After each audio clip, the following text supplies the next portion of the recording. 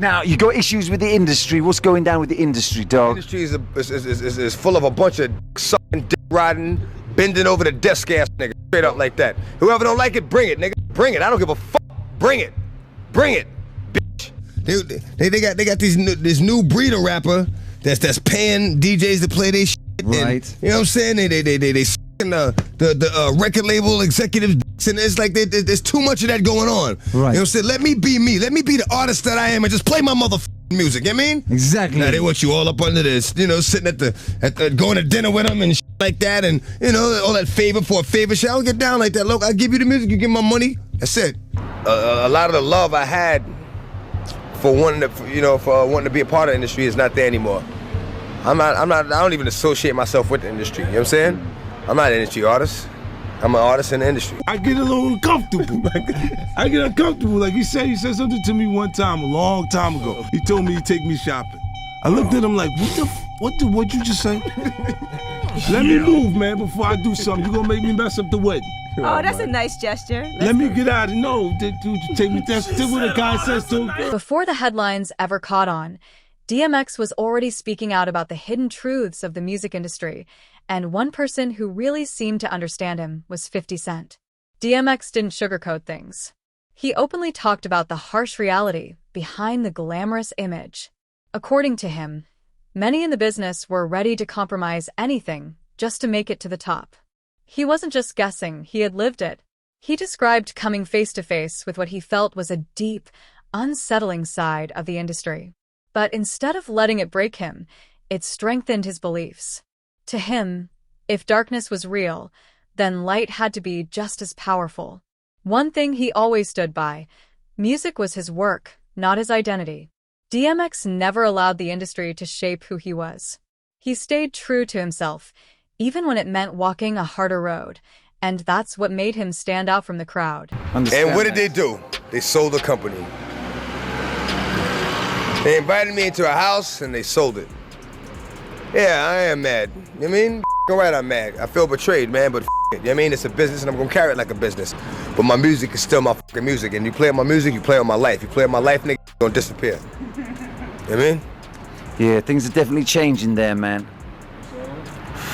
Yeah, they got a whole new staff now, so I gotta go in and see what's up, you know what I'm saying? Fast forward to today, and a lot of what DMX spoke about is starting to feel more real. Recent headlines involving Diddy are raising serious questions, stories far more troubling than most could have imagined. Suddenly, DMX's past warnings don't seem so out of place. At one point, DMX turned down a business deal with Diddy, simply because something didn't sit right with him. Interestingly, Diddy had passed on signing DMX early in his career. But once Def Jam came forward with a strong offer, Diddy tried to jump back in, offering even more to win him over. Still, DMX didn't accept. He'd already heard whispers about behind-the-scenes issues at Bad Boy Records, and instead of ignoring them, he chose to trust his gut. Puff, one thing I respect about him is that at least he told me to my face what he felt. He was like, his voice is too rough, he's not marketable. Maybe 3 weeks later, when he found out I was getting signed for Def Jam, he was like, yo, I'll lace your pockets. I'll double what they gave you and lace your pockets. I'm like, If you didn't know what I was then, you just pretty much jumped on the bandwagon now. because if you didn't see the beast that I was then, that's I'm like, nah, I'm cool. So it's a legendary story. Like I told you, we sat down with Diddy, but he knew he wasn't going to sign with Diddy. He knew Diddy wasn't going to sign him. He knew in his mind that Diddy wouldn't want to take on problems right now. Yayo said that you were supposed to sign the Bad Boy. Look, they knew I was talented. They just looked at it and was like, I don't want all of the stuff that comes with it. The M stumbled over it, but he didn't know the trouble that came with it. You see what I'm saying? So I was like, yo, nah, this is perfect. At the time, some believed DMX's criticism of Diddy was just about money, things like tough contracts or unpaid royalties. But now, as more serious accusations emerge, people are starting to look back and wonder if DMX meant exactly what he said. Maybe he wasn't speaking in riddles or exaggerating for effect. Maybe he was just telling it like it was, sharing an uncomfortable truth that many didn't want to hear back then. DMX told us about Diddy. DMX was known for talking out about how wicked the industry actually was. He talked about how the industry would basically unalive people because they made more money off of you than alive. One thing that stuck in my mind is the fact that DMX said that he never saw Biggie smile until he passed away. He explained that you would always see happiness in a person's smile or even in their eyes, and he literally didn't ever see that from Biggie until he was in his casket. In the same interview from a long time ago, he talked about how Diddy would rip off his artists and steal their publishing. I never saw Biggie smile until after he died. And the Hypnotize video came out. You know, Hypnotize. I was like, oh! Like a smile brings a whole other light to your your face. Like, I mean, it's kind of hard to explain. I'm really good words, but it's hard to explain what a smile does for a person.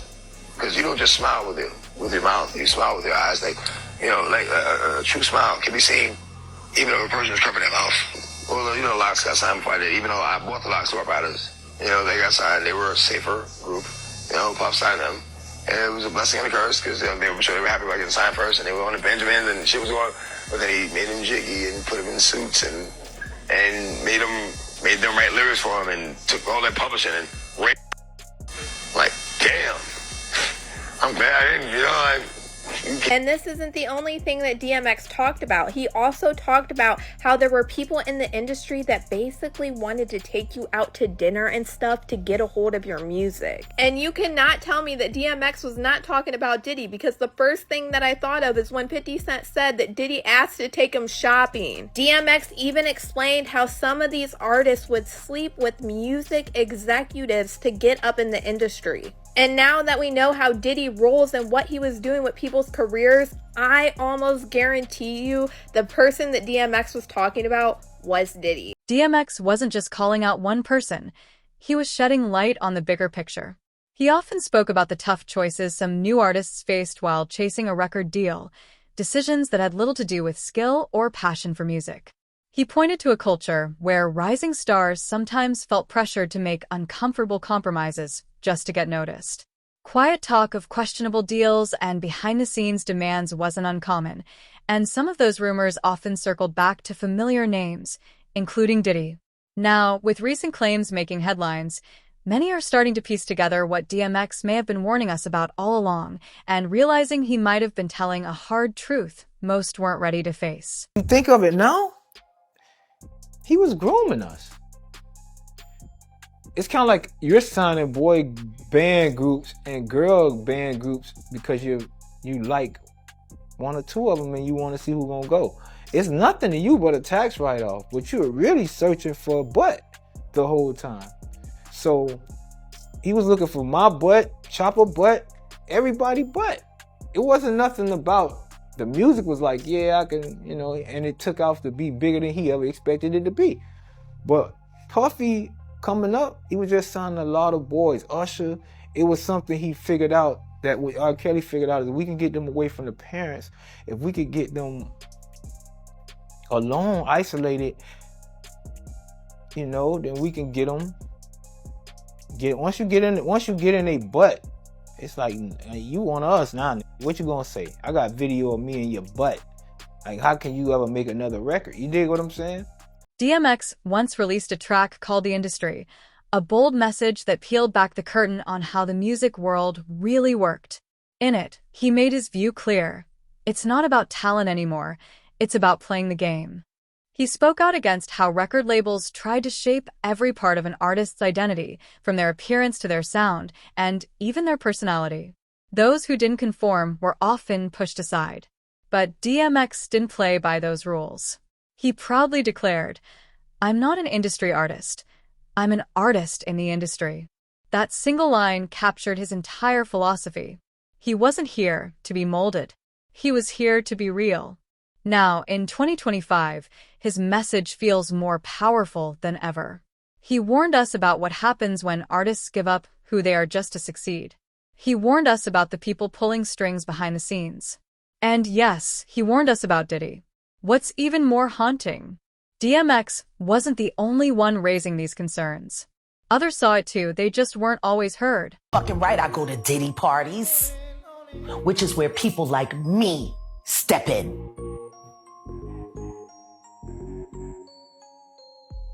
To walk motherfuckers out Cause ain't nobody stopping me when I come. Why would they talk about it? Who is there to go to? Who's gonna fucking help them? What HR department do you know of that works for any of these labels? Yeah. When have you ever heard of a sexual harassment suit being publicly acknowledged in the entertainment industry at all? Never. Not in entertainment. Tupac. Remember that one? He was the only one. Yeah. You saw how that turned out. Yeah. No, guilty. That's why they do it. To make you an example.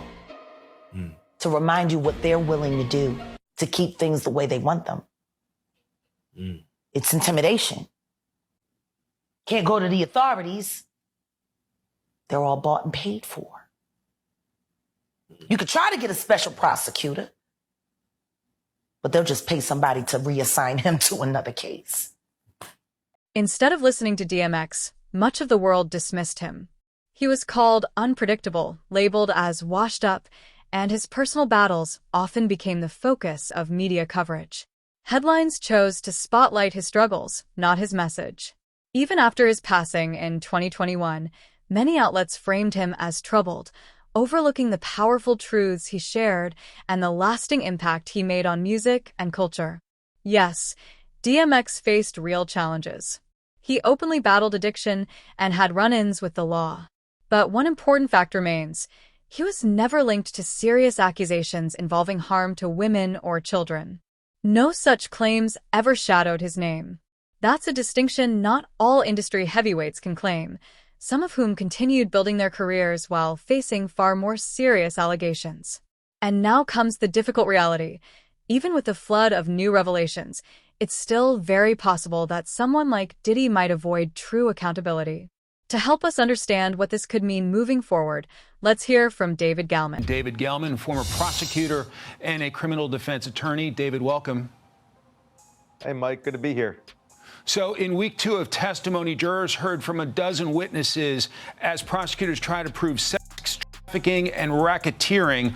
What are your expectations when court resumes tomorrow?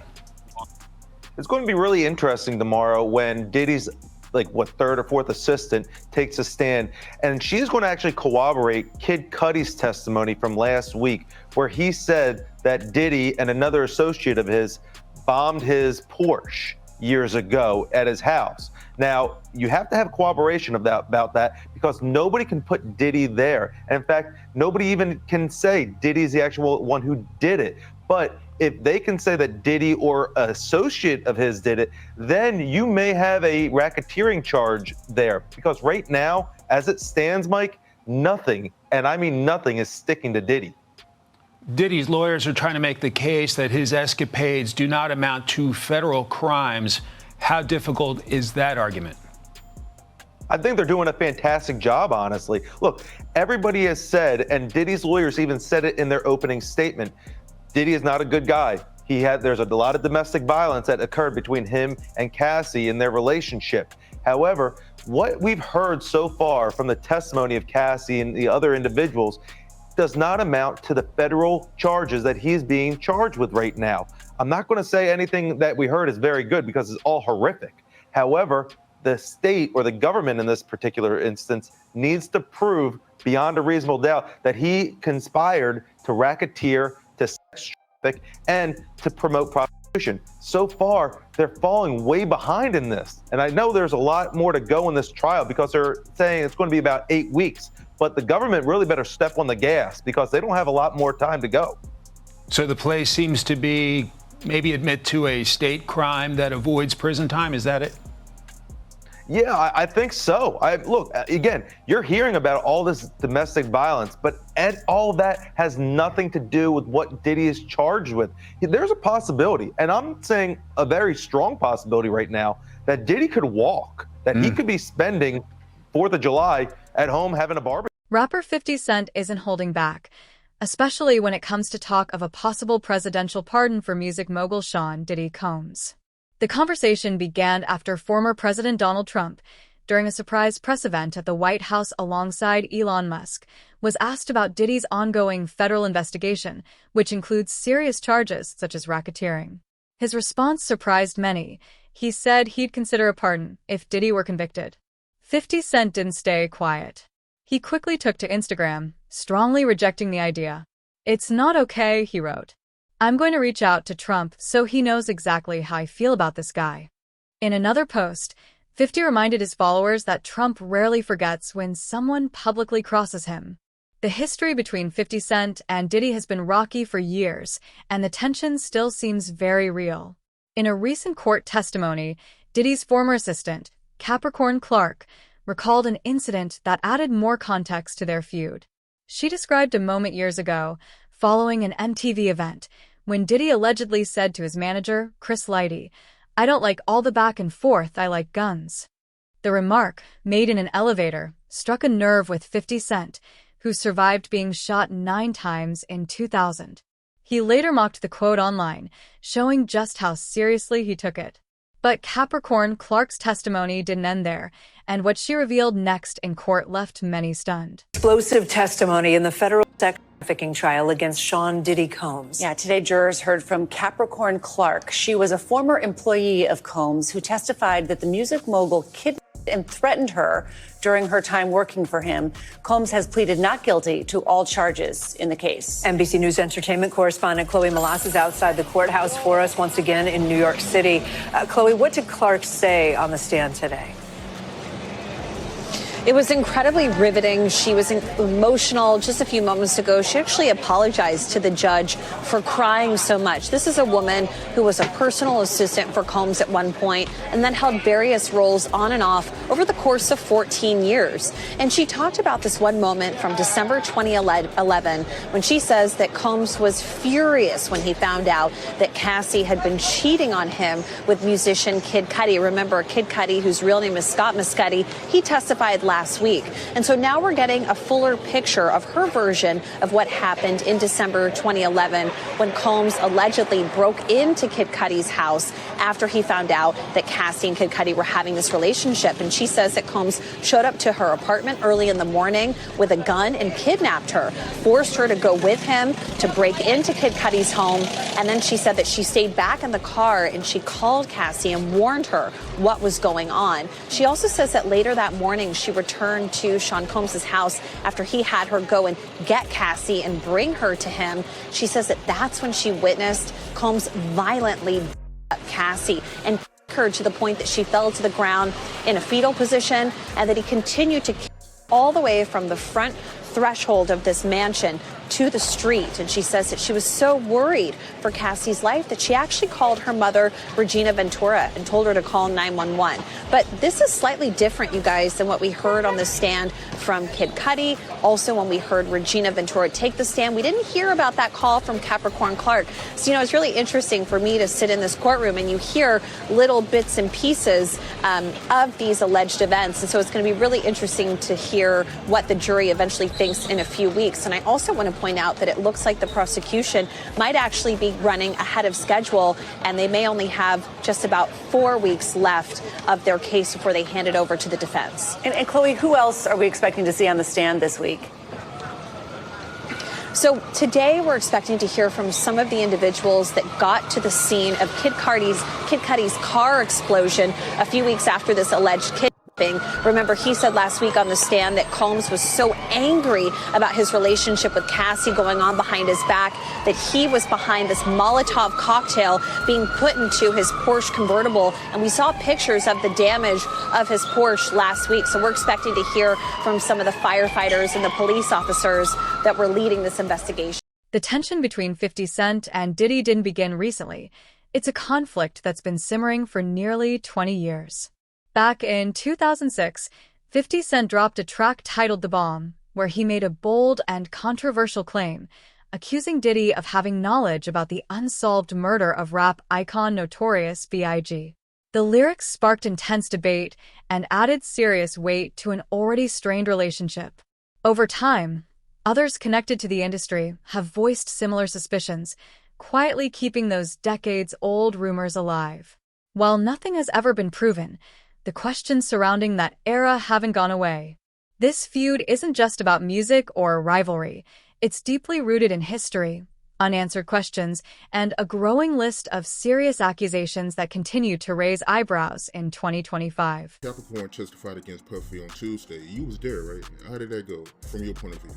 When Capricorn testified, man, it was heartfelt not because she was crying and going through all the pain that Cassie and her went through, and because when you heard her testimony, you found out that she really didn't care for Cassie like that. Their friendship grew. You know, they had grown into a friendship, that she cared more about Diddy because she even wrote him letters that she had a crush on him back in the day. So it was kind of weird hearing all the stuff she was going through. And in my mind, I was thinking that, you know, and knowing who Diddy was, he probably slept with her too. That's what I was thinking. I don't know that to be true. You understand? But what people didn't understand in her testimony, because just like Dawn, that he would fire her, then she'll come back, or she'll go get another job, and then she'll have to come back, or whatever didn't work about, something like that. People don't understand this, bro. And when you look at the situation with all the people that were employed by Diddy and that was in the music world, it's this old proverb, the golden rule. And what's the golden rule? The man with all the gold make all the rules. They think it's 5 times they said. Up in this old abandoned warehouse like. So she was terrified and she was scared and she didn't want to go, but she had to go. And she put Paul Offord on blast. That's the one they used to call Uncle Paulie. She put him on blast like he was some gangster taking her up there. And if she would have been found, you know, and all the polygraphs came up inconclusive, whatever that shit is. It wasn't conclusive that she did anything regarding stealing any of the jewelry or something like that. So it was just a fear tactic with her. For years, 50 Cent has used social media to take shots at Diddy, but things took a serious turn after Cassie Ventura, Diddy's former girlfriend, filed a high-profile lawsuit accusing him of abuse and disturbing behind-the-scenes behavior. Since then, 50 Cent has become even more vocal. Now, he's channeling that energy into a new Netflix documentary. The upcoming project is expected to explore the growing number of misconduct allegations that have surfaced against Diddy in recent months. Meanwhile, the courtroom drama continues to intensify. A former assistant, using the pseudonym Mia, recently took the stand. She testified that she experienced sexual assault during her 8-year employment with Diddy, spanning from 2009 to 2017. With more revelations emerging and public scrutiny increasing, Diddy's legal challenges and his reputation are facing perhaps the most serious test of his career. I said, yo, Big, somebody gonna try to come tonight. And Lil C's, who I hadn't seen all week, Lil C says, Gene, go ahead on with that cop shit. I said, I know one thing, you better get you a GED. You know what that is? A good enough degree, so they don't cheat you out your money like they doing your man right here. And I was talking about Big, because I had read his whole contract on the plane, because Puffy gave me the briefcase. When he gave me the briefcase, you know, like he just do some bullshit, hand me the briefcase, and went to first class, and I went to coach in the emergency exit, and I just opened it up, start reading the shit. So I'm saying, because at the end of the contract, Big was begging for his, well, he was asking for his publishing and his marketing back, and Puff was saying in the contract, we'll revisit that at a later date. You know what I'm saying? So I'm just reading this story. I got 6 hours on this plane. I'm gonna go through whatever's in this briefcase. Somebody told that. Somebody told Puff, Pac gotta die, Big gotta die. And Suge Knight gonna go to jail. You know, these people plan 25 years in advance. Had Pac and Big still been alive today, come on, brother. You and I both know how strong they would have been. In a significant development in the ongoing case against Sean Diddy Combs, celebrity stylist and longtime friend of Cassie Ventura, Deontay Nash, appeared in a Manhattan courtroom today under subpoena. Nash delivered compelling testimony, recounting what he claims to have witnessed during Ventura's relationship with Combs. He told the court that he often noticed Ventura with visible bruises and described multiple occasions where he believed she was being controlled and emotionally mistreated. In one instance, Nash testified that he saw Combs physically harm Ventura. He also shared that Ventura confided in him about feeling pressured into inappropriate situations with others, claims that contribute to an increasingly troubling picture being painted in court. One of the most disturbing moments in Nash's testimony centered on Ventura's 29th birthday. He recalled her telling him about an encounter in which Combs allegedly pressured her to participate in an activity she was uncomfortable with, reportedly saying, "I do all this for you, and you can't do this one thing for me?" Nash said the situation deeply troubled Ventura. Additionally, Nash claimed that Combs once threatened to release explicit videos involving Ventura, suggesting that she went along with certain encounters out of fear, allegedly saying, Puff wanted her to.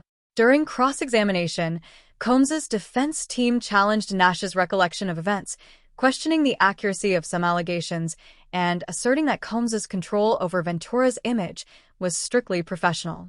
The defense acknowledged that some abusive behavior had occurred but attributed it to substance abuse and emotional instability, not intentional harm or misconduct. Also taking the stand was a former assistant identified as Mia, who described her time working for Combs as both glamorous and deeply toxic. She testified that she too experienced assault and described multiple violent incidents that aligned with previous accounts. As more voices come forward, the courtroom continues to hear a growing list of serious claims, making this one of the most closely watched cases in recent memory. Former assistant to Sean Diddy Combs gave emotional testimony today in Combs' and racketeering trial. She claimed Combs sexually assaulted her multiple times, and ABC's Rita Roy has the details. Celebrity stylist and friend of Cassie Ventura, Deontay Nash, walking into a Manhattan courthouse today, facing more cross-examination from the defense team of Sean Diddy Combs. Nash, who was subpoenaed to testify, detailing multiple instances of alleged violence and control he says he witnessed in Ventura and Combs' relationship.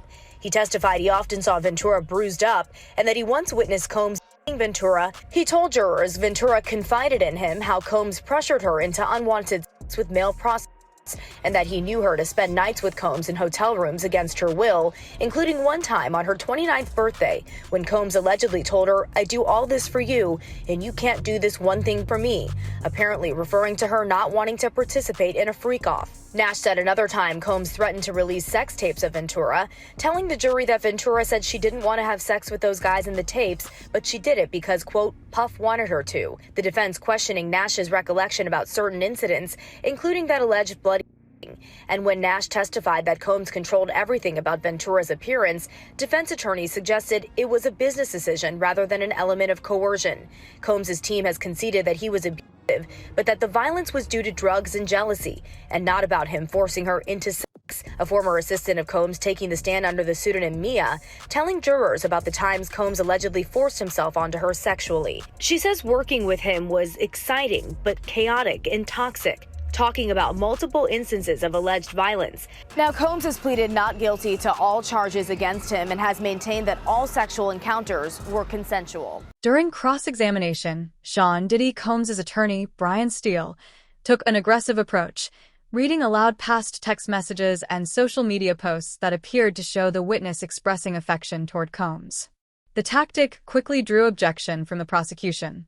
Assistant U.S. Attorney Maureen Comey called the questioning inappropriate and deeply humiliating, warning that such strategies risk discouraging other potential survivors from coming forward. The exchange heightened the emotional intensity of an already tense courtroom, underscoring the delicate balance between legal defense tactics and the respectful handling of sensitive testimony in cases involving allegations of abuse. didn't know that Diddy actually is being charged with tampering with some of these witnesses and victims before his trial started underneath the RICO charge. And the crazy thing is, what if I tell you that this same past behavior was alleged in Diddy's last criminal trial in the 1999 nightclub incident with J-Lo? They were alleging back in 1999 during that nightclub incident that Diddy was using his entourage to help mess with these witnesses. The one being named was Diddy's bodyguard, Uncle Paulie, who we keep hearing brought up in the current trial as a co-conspirator for a lot of different things that Diddy allegedly has done. And y'all know I'm about to break it all down, so let's get into it. This is the indictment for Diddy's current criminal charge, and as you can see under here, it says that he is being charged with multiple acts of tampering with a witness, victim, or an informant. This is separate from the charge of bribery of a witness that we can assume is when Diddy allegedly paid the hotel security $100,000 to make the video of him beating Cassie disappear. And this is another part in the indictment where it starts dealing some of the intimidation or bribery of a witness. When Diddy's authority or reputation was threatened by the possibility of negative publicity or legal or law enforcement action against him, including in or about late 2023, following public allegations of Combs' crimes, Combs and members and associates of the enterprise pressured witnesses and victims, including through attempted bribery, to stay silent and not report what they experienced or knew to law enforcement. On phone calls, Combs and other members and associates of the enterprise, among other things, provided these victims and witnesses with false narratives of events in effort to conceal Combs' crimes.